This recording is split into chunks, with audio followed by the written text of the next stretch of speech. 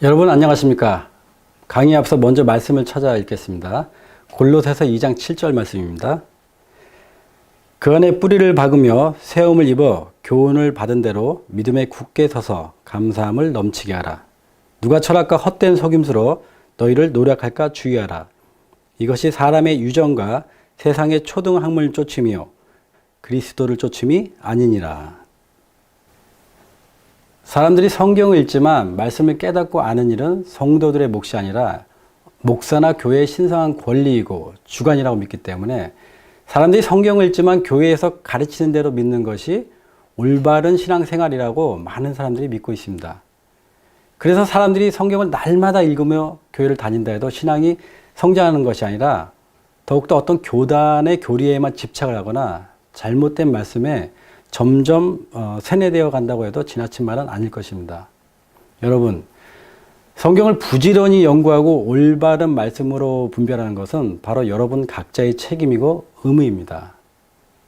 그래서 하나님께서 우리에게 성경을 주신 것입니다. 세상의 철학과 헛된 속임수에 속지 않고 사람의 유전과 초등학문을 분별하며 진리의 말씀을 쫓을 수 있게 말입니다.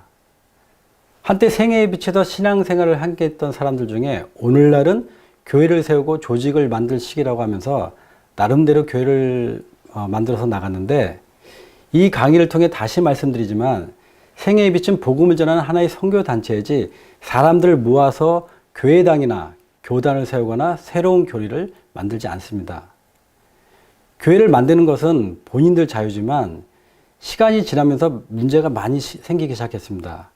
많은 분들이 생애의 빛과 교회를 만들어 나간 사람들 사이에 그 전하는 말씀과 복음의 차이점을 분별하지 못하고 혼돈이 생기기 시작했습니다. 생애의 빛을 나간 사람들이 강 목사님의 설교 방송을 계속해서 사용하고 있고, 또 생애의 빛과 차이점을 묻는 사람들에게 강 목사님과 전했던 말씀과 전혀 다르지 않다라고 주장하기 때문에 사람들이 혼란스러워하고 있는 것입니다. 여러분께서는 이번 강의를 통해서 생애의 빛에서 어떤 하나님과 말씀과 또 어떤 복음을 전하는지 성경과 함께 분별하는 시간을 갖게 되시기 바랍니다. 오늘은 그 첫 번째 시간으로 여러분하고 성경을 함께 연구할 주제는 한 번쯤은 들어봤으나 정확하게 이해하기 어려운 멜기세덱에 관한 내용입니다. 최근 어떤 사람이 멜기세덱에 관한 설교 중에 멜기세덱을 셈이라고 주장하면서 생애에 비춰서 멜기세덱을 성령 하나님이라고 배웠던 사람들이 그 설교에 대해 많은 질문을 하게 되었습니다. 또한 그 설교에서 멜기세덱을 성령 하나님으로 해석하면 문제가 생긴다고 하는 바람에 멜기세덱을 성령 하나님이라고 믿고 있는 생애의 빛은 물론 그렇게 가르치셨던 강병국 목사님도 문제가 있는 분이 되셨습니다. 그래서 저는 개인적으로 그 사람에게 멜기세덱을 성령 하나님으로 믿으면 도대체 무슨 문제가 생기는지 궁금해서 여러 차례 문의를 했는데 아직까지 답변이 없습니다. 오늘 강의의 본질은 누구를 비판하고 흠을 잡고자 함이 아니라 이렇게 말씀을 분별하고 살피는 일들은 그리스도인들이 각자의 신앙을 더욱 강건하고 성장하는 데 좋은 기회가 될 것입니다. 그러나 어떤 사람들에게는 마음에 불편함이 있을 수 있게 될 것입니다. 안타깝지만 이런 일이 있어서 사람들의 마음에 소요가 일어나고 동요가 일어나야 됩니다. 그래야 혹시 우리가 잠자고 있거나 나태해 있었다면 그 영혼들을 흔들어서 깨우는 일이 필요하기 때문에 그렇습니다. 또한 우리가 믿고 있는 진리들을 직접 조사하고 살펴보고 확신을 갖는 일에 더욱 필요하기 때문에 그렇습니다. 우리가 하나님의 말씀을 연구하고 살필 때 사람을 쫓거나 사람의 말에 의해서가 아니라 성령께서 역사하시는 경험이 각 개인에게 있으셨으면 좋겠습니다. 어떤 사람은 멜기세덱을 하나님으로 믿든 아니면 셈이라고 믿든 그것이 무엇이 중요하냐라고 이렇게 강한 반문을 제기하는 분이 있는데 사실은 그렇지 않습니다. 여러분, 우리는 신앙생활을 해오면서 나하고는 다른 어떤 신앙생활을 하는 사람들을 종종 경험하게 됩니다. 예를 들어서 어떤 사람은 하늘을 향해 높이 기도하는 사람이 있는가 하면 어떤 사람은 바닥에 납작 엎드려서 기도하는 사람이 있습니다. 그것은 그 사람이 자란 어떤 생활 환경이나 문화적 배경 등이 서로 다른 점이 있기 때문에 그렇습니다. 이렇게 보고 배우고 자란 생활 문화가 다르기 때문에 그런 모습들을 보고 우리는 이설이다, 이단이라 이렇게 할 수가 없는 것입니다. 그러나 하나님의 이름이나 영광이나 능력의 자리에 피조물인 사람을 앉히거나 피조물인 사람의 자리에 하나님의 이름을 놓게 되면 우리는 하나님께 참남된 죄를 짓게 되는 것입니다. 여러분, 제 말씀을 잘 들어보세요. 정말 중요합니다. 하나님의 자리에 피조물인 사람이 앉게 되면 그것은 불법이요, 대적하는 것입니다. 사단이 하늘에서 하나님처럼 되고자 해서 반역의 정신 때문에 하늘에서 쫓겨났습니다.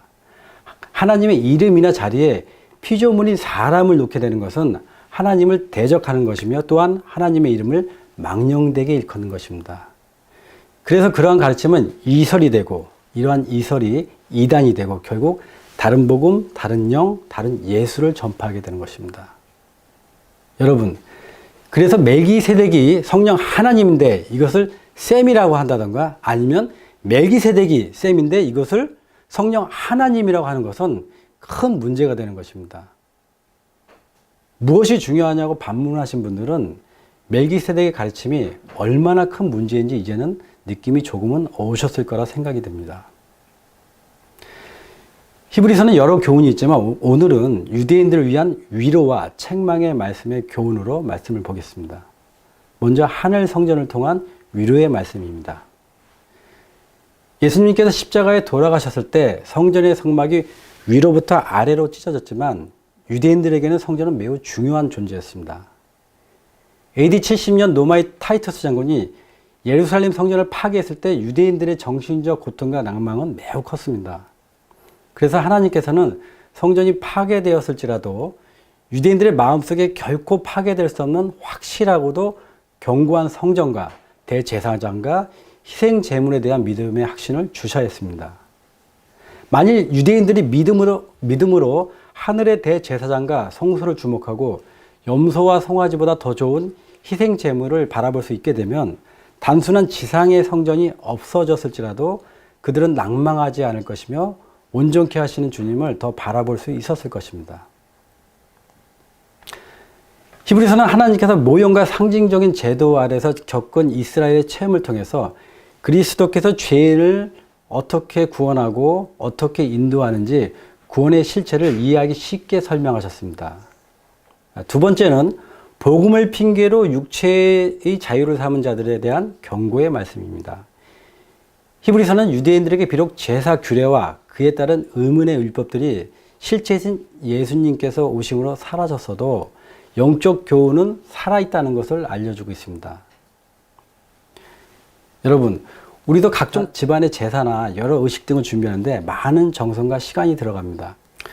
유대인은 속죄제, 속건제, 번제, 화목제, 소제, 전제 등 수많은 제사와 절기 예식이 있었는데 그 과정을 준비하는 것은 지금보다 더욱 정성이나 시간, 경비 등을 본다면 고생이 심했을 것입니다. 특별히 죄를 지어서 속죄 제사를 행하려고 성전에 갈 때는 많은 사람들의 어떤 눈총이나 말들이 더욱 그 사람을 괴롭게 하고 또 부끄러움이 있었을 것입니다. 어느 날 이 모든 형식은 그림자고 예수님만 믿으면 된다고 하니까 처음에는 반신반의했지만 그 믿음을 받아들이고 시간이 흐르면서 사람들의 상태가 어떻게 되었겠습니까? 여러분, 자유에는 언제나 책임과 의무가 있게 됩니다. 그래서 예수님의 구속 사역을 오해하지 않기 위해서 예수님의 피로 영원한 속죄 제사를 이뤘지만 너희들이 진실로 구원을 받았다고 한다면 믿음의 선진들과 같이 믿음으로 인내를 온전히 이루어, 즉 성화를 온전히 이루어 영생을 얻으라고 하는 것입니다. 그렇지 않으면 진리의 빛을 받았고 하늘의 은사를 맛보고 성령에 참여하고 하나님의 선한 말씀과 내세의 능력을 경험해서도 또다시 불법을 행한다면 예수님의 피를 부정하게 여기며 예수님을 십자가에 못 박게 되는 죄를 짓게 된다고 히브리서는 기록한 것입니다.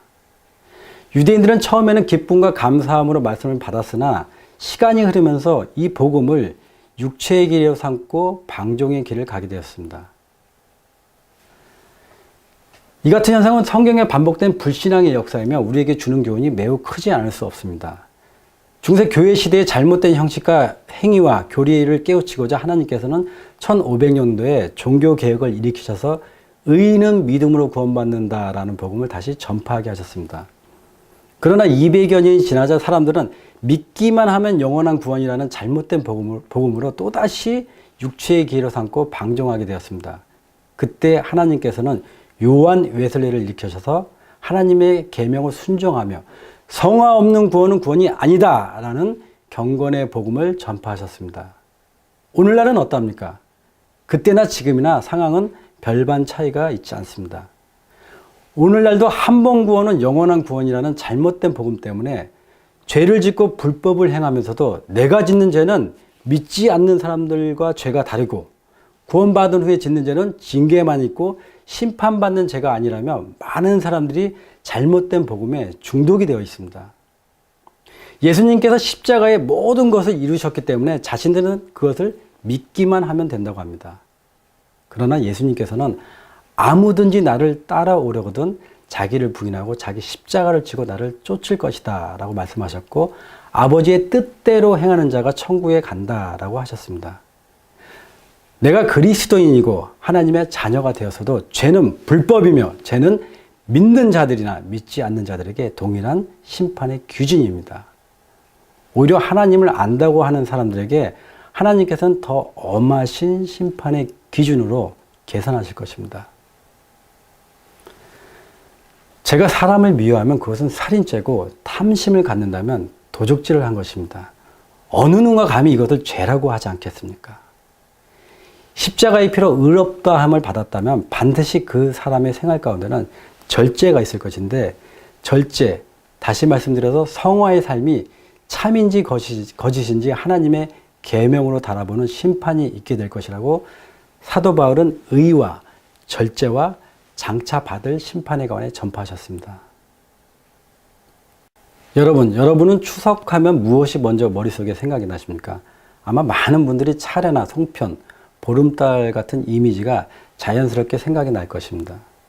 그렇다면 유대인들은 히브리서를 통해서 대제사장이라는 가르침을 받았을 때 무슨 생각이 들었겠습니까? 유대인들은 너무도 자연스럽게 매년 7월 10일에 드리는 대속제사가 생각이 나게 됩니다.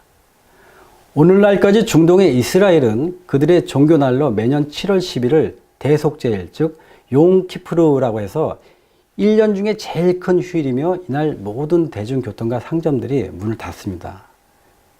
자료를 좀 보겠습니다.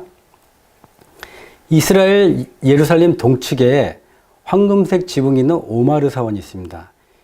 이스라엘 사람들은 그 황금탑 아래에 솔로몬이 모리아산에 성전을 지으면서 아브라함이 이삭을 번제로 드리려고 했던 그 바위가 그 안에 있고 그 바위가 성전의 가장 거룩한 곳으로 언약궤가 놓였던 지성소의 터라고 믿고 있습니다.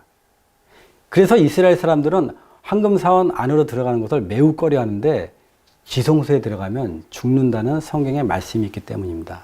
아직까지 유대인들에게는 대속죄일과 지성소는 그들의 일상생활 속에서 율법의 가장 중요한 규례로 남아 있습니다.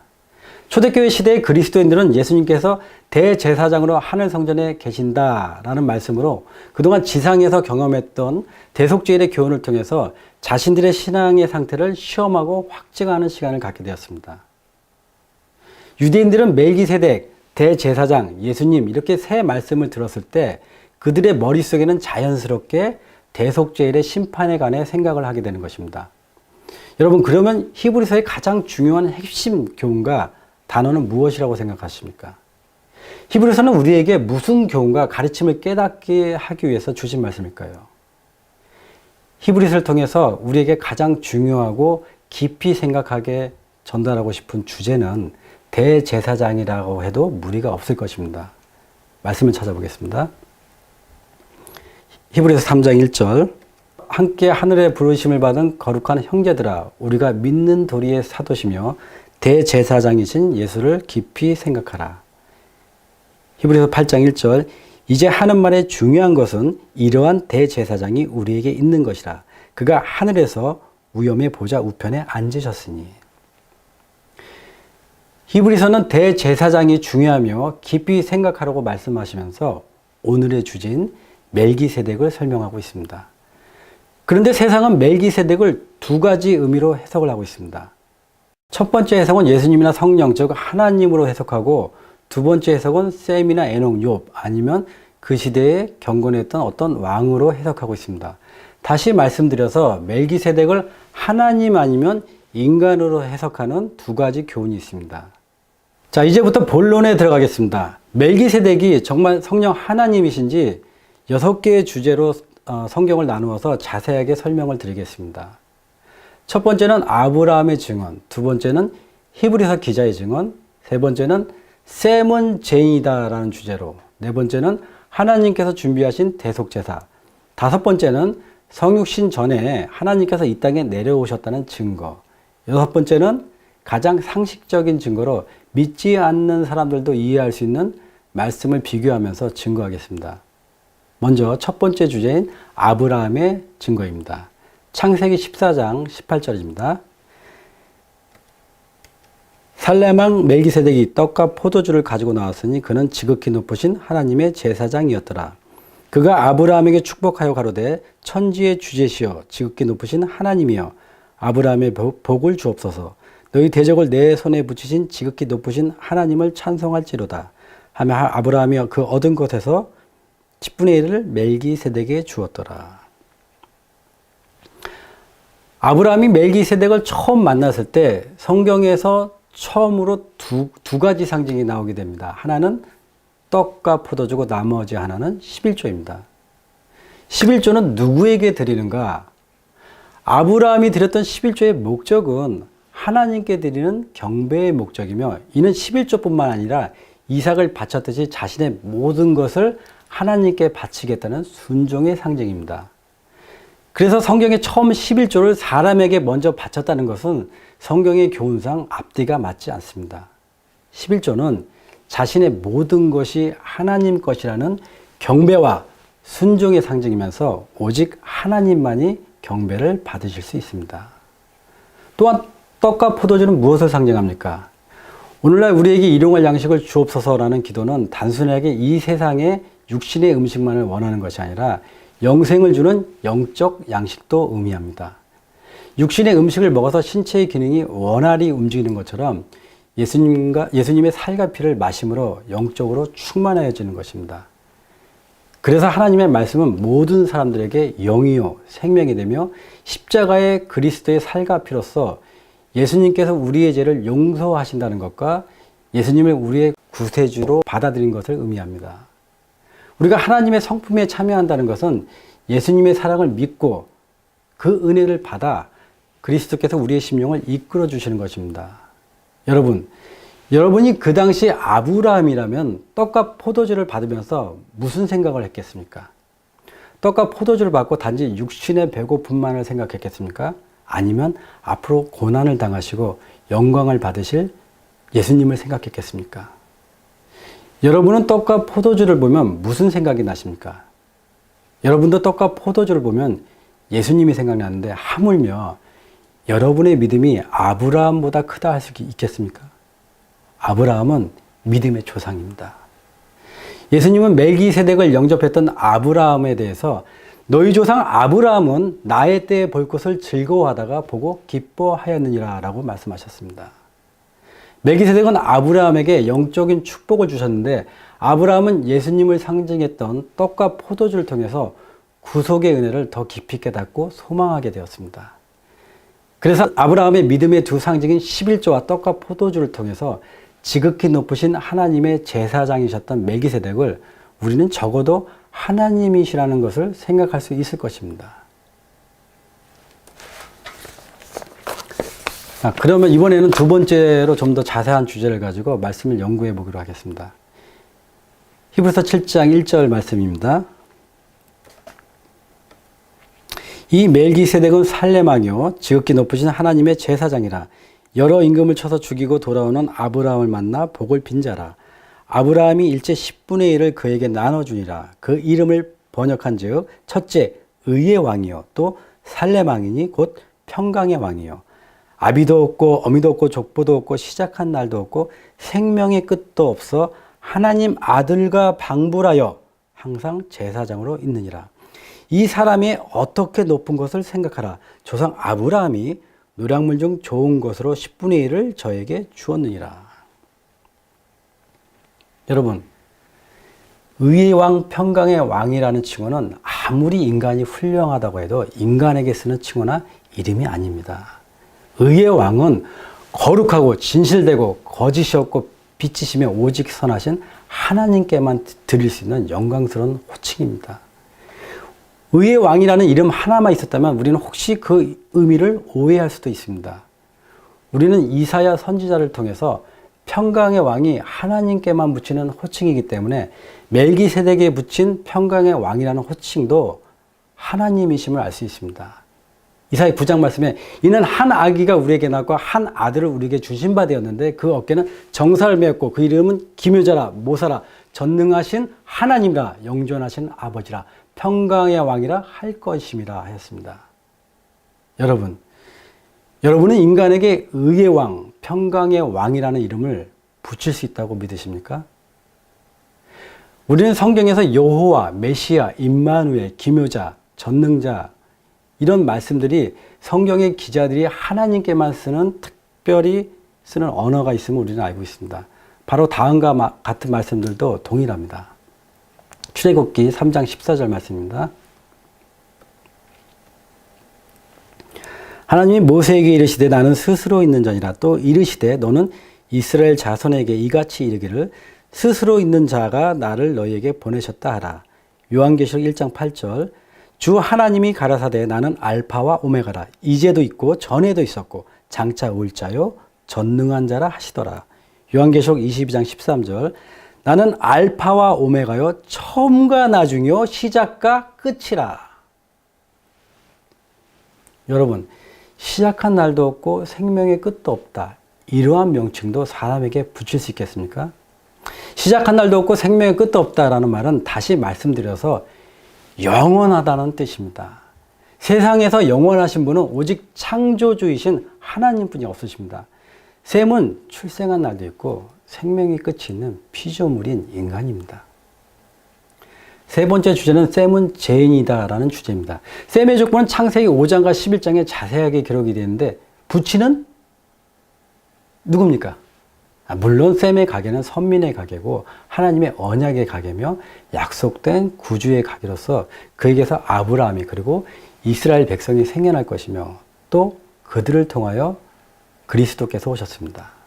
그러나 셈의 후손들은 시간이 흐르면서 하나님의 말씀과 하나님께서 그들의 조상들에게 말씀하신 계명에 대해서 귀를 기울이지 않았으며 마음에 하나님 두기를 싫어하게 됐습니다. 셈은 유한한 인간이며 제일 중요한 것은 셈도 구세주가 필요한 의인이다?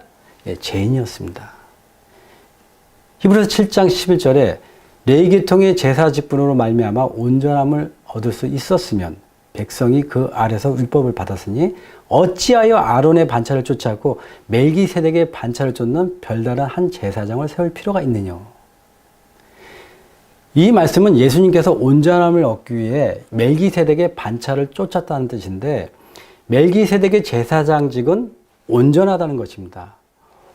완전하다는 말씀은 오직 하나님께만 속한 신성의 호칭이며 흠 있는 인간 대제사장에게는 붙일 수가 없으며 또한 인간 대제사장은 완전한 중보가 불가능하다는 것입니다.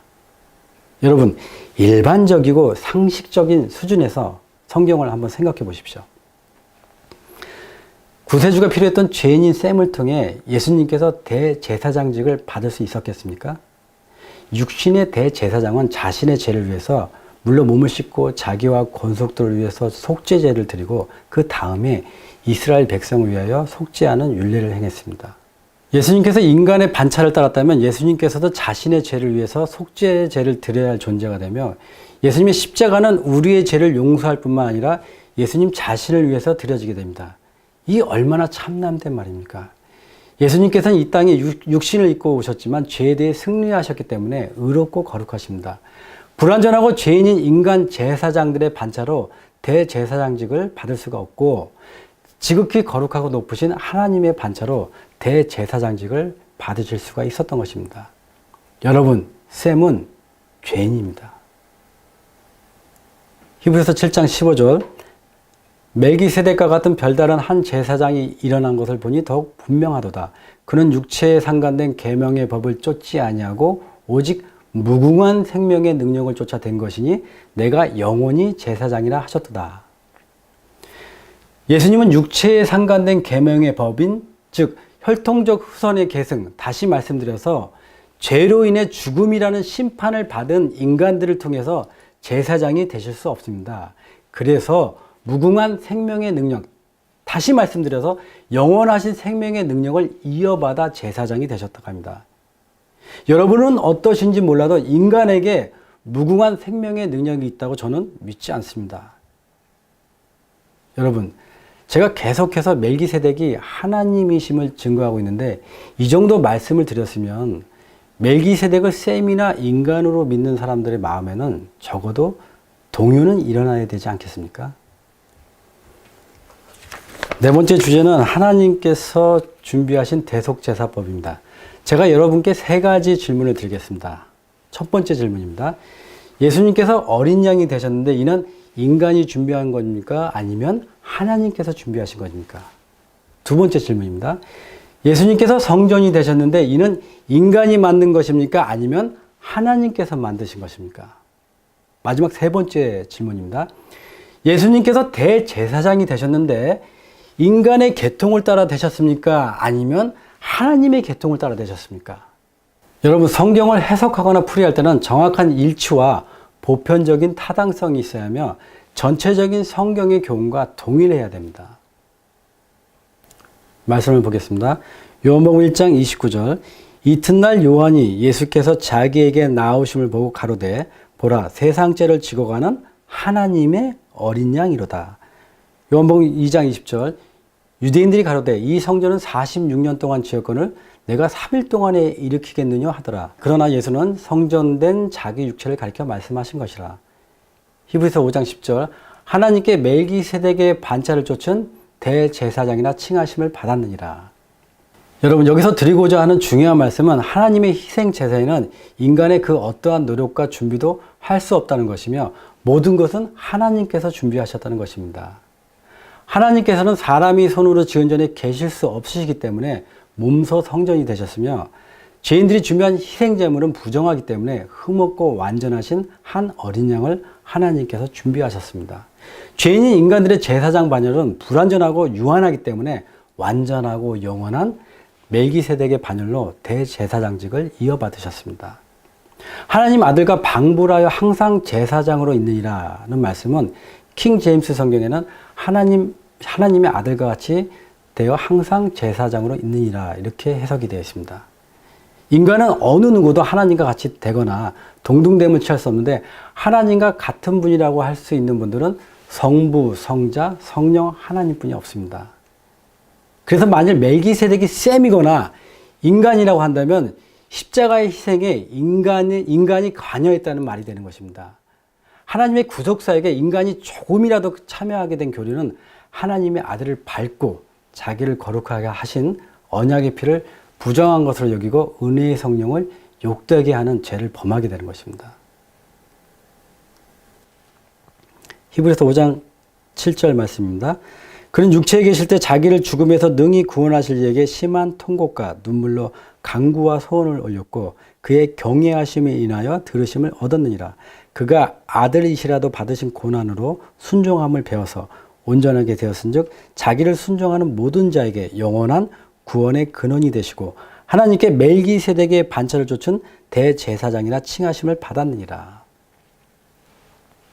예수님께서 의롭게 되신 것은 그분께서 이 세상에 사시면서 죄를 승리하며 하나님께 순종하시는 삶을 몸소 사셨기 때문에 의롭다함을 하나님께 받으셨습니다.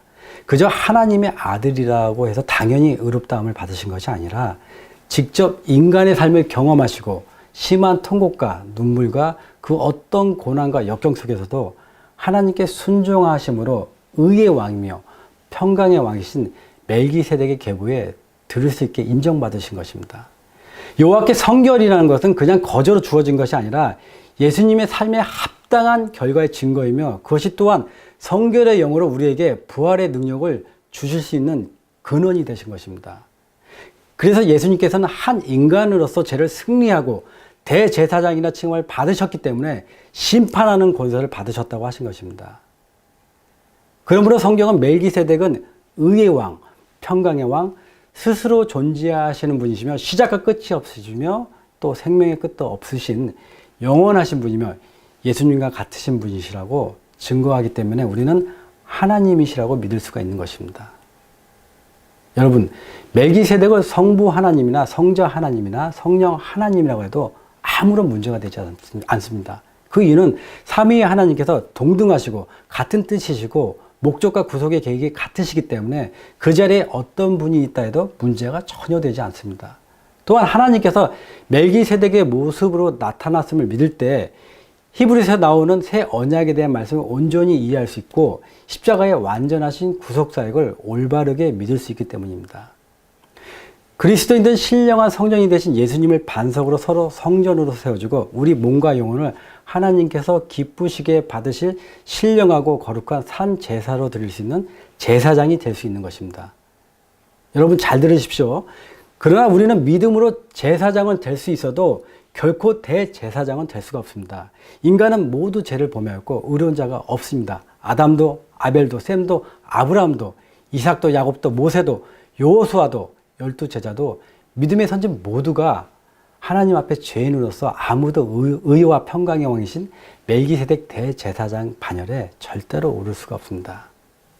여러분, 혹시 이 강의를 듣고 계신 분 중에서 한 인간을 멜기세덱의 반차로 온 대제사장이라 믿고 그 사람을 추종하는 분들이 계신다면 잘못된 믿음에서 벗어나시기 바랍니다.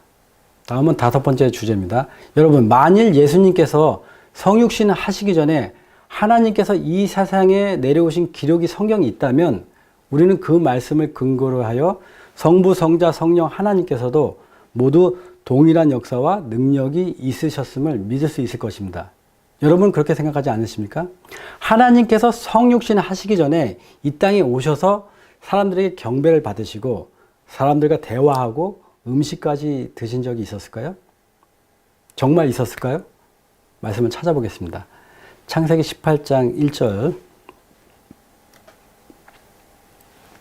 여호와께서 마므레 상수리 숲을 근처에서 아브라함에게 나타나시니라. 오종쯤에 그가 장막문에 앉았다가 눈을 들어본 즉 사람 셋이 맞은편에 섰는지라.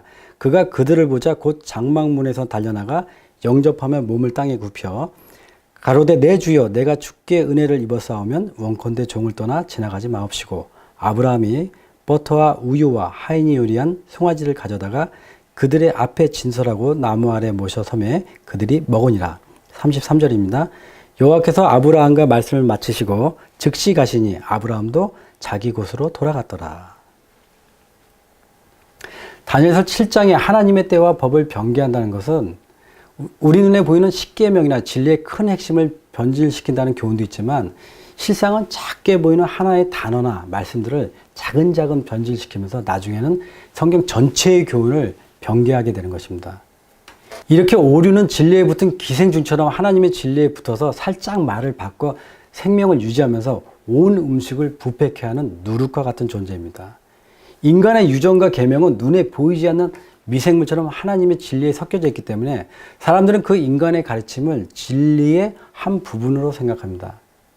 이러한 거짓된 가르침들을 통해서 사단은 사람들의 마음을 사로잡아서 진리와는 아무런 상관이 없는 이론들을 점점 믿게 만들어 갑니다. 안타깝게도 이러한 맹신에 미혹된 사람들은 시간이 흐를수록 오류에서 빠져나오지 못하고 점점 그 영혼이 멸망해 가는 모습을 많이 보게 됩니다. 에덴 동산에서 쫓겨난 이후에도 용서함을 받은 아담과 하와는 여전히 들과 숲에서 하나님을 경배하였습니다. 상수리 숲을 밑에서 아브라함에게 말씀하신 분은 바로 하나님이셨으며 들판으로 기도하기 위해 나갔던 이삭에게 그리고 베델의 언덕에 있던 야곱에게 미디안 산중에 있던 모세에게 그리고 양을 치던 다윗에게 말씀하신 분은 곧 하나님이셨습니다. 제가 여러분께 무엇을 설명하고자 합니까? 예수님께서는 이 세상에 성육신을 하시기 전에 사람들과 이미 교통하고 계셨고 자신을 찾고 구하고 간구하는 자들과 함께 하셨습니다. 그렇다면 성령 하나님은 어떠하셨겠습니까? 성령 하나님께서는 때로는 비둘기같이 때로는 불꽃처럼 때로는 하나님의 목소리로 또 성령의 감동으로 이 세상에서 사람들과 교통하고 계셨습니다. 예수님께서 하늘의 영광과 능력을 버리시고 성육신 하시기 전에 사람들과 함께 계셨듯이 성령 하나님께서도 항상 사람들과 함께 계셨습니다. 선지자 이사야는 자신의 부정과 죄를 용서받을 때 그 말씀을 나눈 분이 여호와 하나님이시라고 기록하였습니다. 이사야 6장 9절에 여호와께서 가라사대 가서 이 백성에게 이르기를 너희가 듣기는 들어도 깨닫지 못할 것이요 보기는 보아도 알지 못하리라 하여 이 백성의 마음으로 둔하게 하며 그 귀가 막히고 눈이 막히게 하라. 염려컨대 그들이 눈으로 보고 귀로 듣고 마음으로 깨닫고 다시 돌아와서 고침을 받을까 하노라. 사도행전 28장 25절에 서로 맞지 아니하여 흩어질 때에 바울이 한 말로 일러 가로되 성령이 선지자 이사야로 너희 조상들에게 말씀하신 것이 옳도다. 일렀을 때 이 백성에게 가서 말하기를 너희가 듣기는 들어도 도무지 깨닫지 못하며 보기는 보아도 도무지 알지 못하는도다. 이 백성들의 마음이 완악하여져서 그 귀로는 둔하게 듣고 그 눈을 감았으니 이는 눈으로 보고 귀로 듣고 마음으로 깨달아 돌아와 나의 고침을 받을까 함이라 하였으니. 사도행전 28장을 보면 바울 사도께서는 선지자 이사야의 말씀을 인용하면서 이사야에게 말씀하신 여호와 하나님이 바로 성령이라고 밝히고 계십니다. 구약에서 말씀하신 여호와 하나님을 신약에서는 성령이라고 하시며 성령 하나님과 여호와 하나님이 동일한 분임을 우리는 알 수가 있습니다. 여러분, 하나님께서 성육신 하시기 전에 때로는 세상에 오셔서 인간들과 대화를 나누고 음식을 드시면서 진리를 가르치시고 올바른 길로 인도하셨던 기록을 우리는 찾아봤습니다. 사실 그러한 경험은 성경의 많은 선지자들의 증언으로 우리는 더 많이 알 수가 있습니다. 그래서 성령 하나님께서 사람의 형태로 오셔서 아브라함에게 11조와 경배를 받으시고 앞으로 오실 메시아의 축복을 주셨다는 것은 의심할 필요가 없습니다. 마지막으로 성령 하나님께서 거하셨던 장막과 처소가 어디에 있었는지 시편 말씀을 찾아보겠습니다. 시편 76편 1절 말씀입니다. 하나님이 유다에 알린 바 되셨으며 그 이름은 이스라엘의 크시도다. 그 장막이 또한 살렘에 있으며 그 처소는 시온에 있도다. 거기서 저가 화살과 방패와 칼과 전쟁을 깨치시도다. 주는 영화로우시며 약탈한 산에서 존귀하시도다. 멜기세덱 성령 하나님께서 살렘에 계셨고 그분은 전쟁을 깨치시는 의의 왕이고 평강의 왕이셨다고 시편은 증거하고 있습니다. 멜기세덱은 성령 하나님이십니다. 여러분, 이제 마지막 6번째 주제로 가장 일반적이고 보편적이며 믿지 않는 사람들도 상식적인 생각으로 진리와 거짓을 판단할 수 있는 매우 흥미있는 시간이 될 것입니다. 멜기세덱의 말씀을 셈과 성령 하나님으로 바꿔서 서로 비교하며 읽어보겠습니다. 먼저 멜기세덱을 인간 셈이라고 믿고 있는 사람들 입장에서 성경을 읽어보겠습니다. 여호와는 맹세하고 변치 아니하시리라. 이르시기를 너는 멜기세덱 셈의 반차를 쫓아 영원한 제사장이라 하셨도다. 이 멜기세덱 셈은 살렘 왕이요 지극히 높으신 하나님의 제사장이라. 여러 임금을 쳐서 죽이고 돌아오는 아브라함을 만나 복을 빈 자라. 아브라함이 일제 10분의 1을 셈에게 나눠주니라. 셈의 이름을 번역한 즉 첫째 의의 왕이요 또 살렘 왕이니 곧 평강의 왕이요. 셈은 아비도 없고 어미도 없고 족보도 없고 셈은 시작한 날도 없고 생명의 끝도 없어. 셈은 하나님 아들과 방불하여 항상 제사장으로 있느니라. 셈이 어떻게 높은 것을 생각하라. 조상 아브라함이 노량물 중 좋은 것으로 10분의 1을 저에게 주었느니라. 다음은 멜기세덱을 성령 하나님으로 믿고 있는 사람들의 입장에서 성경을 읽어보겠습니다. 여호와는 맹세하고 변치 아니하시리라. 이르시기를 너는 멜기세덱 성령의 반차를 쫓아 영원한 제사장이라 하셨도다. 이 멜기세덱 성령은 살렘 왕이요 지극히 높으신 하나님의 제사장이라. 여러 임금을 쳐서 죽이고 돌아오는 아브라함을 만나 복을 빈 자라. 아브라함이 일제 10분의 1을 성령께 나눠주니라. 성령의 이름을 번역한 즉 첫째 의의 왕이요 또 살렘 왕이니 곧 평강의 왕이요. 성령 하나님은 아비도 없고 어미도 없고 족보도 없고 성령 하나님은 시작한 날도 없고 생명의 끝도 없어. 성령 하나님은 하나님 아들과 방불하여 항상 제사장으로 있느니라.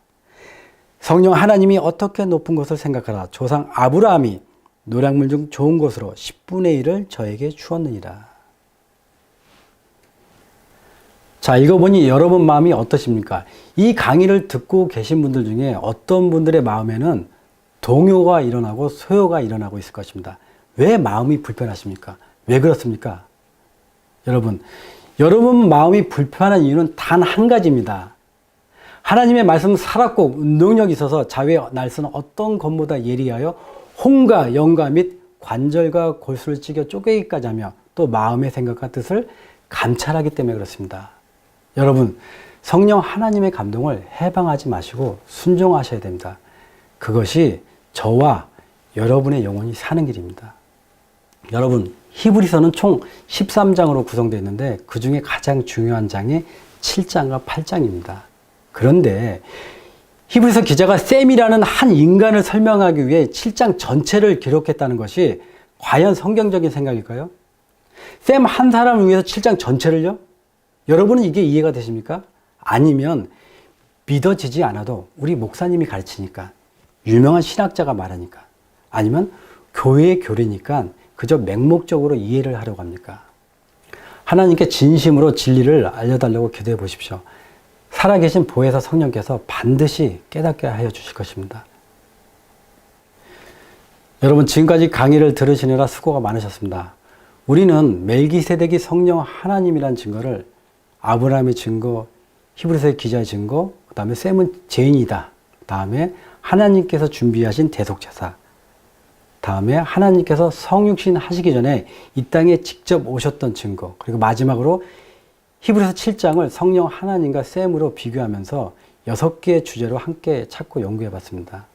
혹시 여러분은 더 많은 증거가 필요합니까? 네. 그래서 이번 강의가 끝이 아니라 더 많은 증거를 위해서 다음 편을 준비하겠습니다. 여러분, 멜기세덱을 셈이라고 가르쳤던 사람이 성령 하나님으로 해석하면, 멜기세덱을 성령 하나님으로 해석하면 큰 문제가 생긴다고 주장했는데 사실 그 말은 틀린 말이 아닙니다. 아주 큰 문제가 생기는데 그 무슨 문제인지 그것을 다음 편에 이어서 말씀드리겠습니다. 왜 사람들이 멜기세덱을 인간으로 해석하는지 거기에는 여러분이 상상하지도 못할 사단의 기만과 괴율이 그 속에 있습니다. 다음 편 강의를 위해 여러분께 한 가지 질문을 드리겠는데 잘 생각해 보시기 바랍니다. 성육신은 하나님께서 인간의 육신을 입고 이 땅에 오신 겁니까? 아니면 하나님의 아들이 인간의 육신을 입고 이 땅에 오신 것입니까? 질문이 너무 어렵습니까? 오늘날 사람의 아들 예수를 깨닫는 것이 마지막 사중복음이라고 믿는 사람들한테 이 질문하니까 대답을 잘 하지 못합니다. 여러분, 주변에 여호와 증인분들이 있으면 가셔서 그분들께 물어보시기 바랍니다. 자, 그럼 질문을 좀 더 쉽게 질문을 드리겠습니다. 성경은 예수님께서 하나님이심을 증거하는 책입니까? 아니면 사람의 아들임을 증거하는 책입니까? 여러분, 미혹당하지 마십시오. 그럴 필요가 없습니다. 성령 하나님의 인도와 지혜가 충만하시길 빌면서 다음 시간에 뵙겠습니다. 감사합니다.